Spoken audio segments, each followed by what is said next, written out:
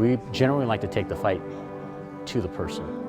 Okay, if they're showing an aggressive action towards us, towards the police, then basically, because of our training, our high level of training, it keeps us safe, and like I said, we will take the fight to them. Wilson Wong, police officer, 3+1, LAPD SWAT. I trust all the 60 members of this platoon.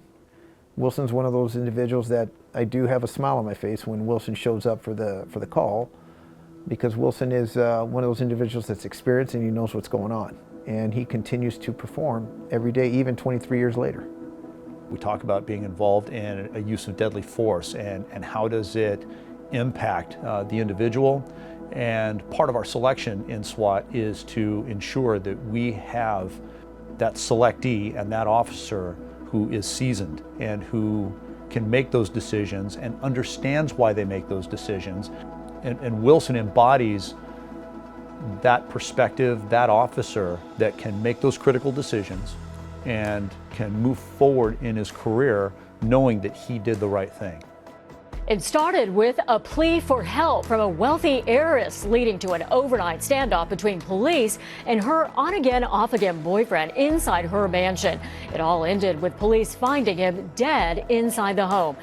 Clear to see from News Chopper 4, bullet holes piercing the windows of a 9,000 square foot mansion from which an heiress had fled, telling authorities her off-and-on companion was drunk and threatening and had access to guns. Thus began an overnight ordeal.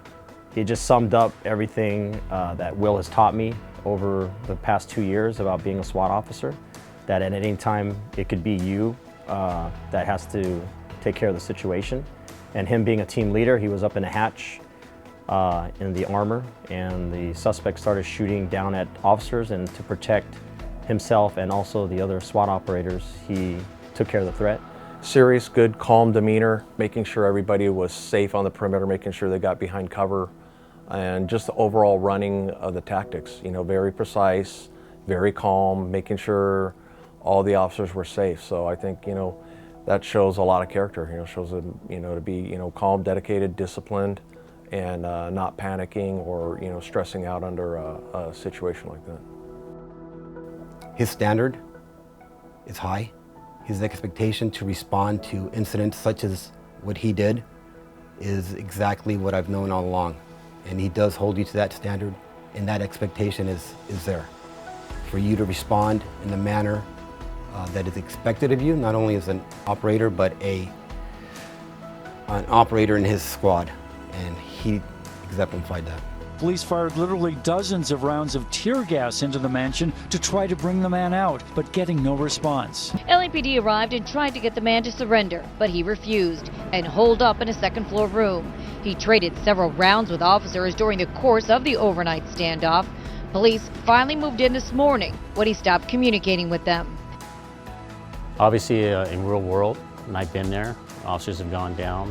You know, it's an eye-opener, it's surreal, and we expect them to fall back on their training. If one of our operators gets shot in a hostage rescue incident, we will continue to march on to save the hostage. And eventually, yes, he will get rescued, but the priority is not the officer, it's the hostage. It's not something that happens every day. Was it something that I thought about? Yes, and you know, everything was done right. I'm glad it was, I was able to protect my coworkers from somebody who was shooting at us. But at the end of the day, that's what we train to do. You know, that's the position that I have.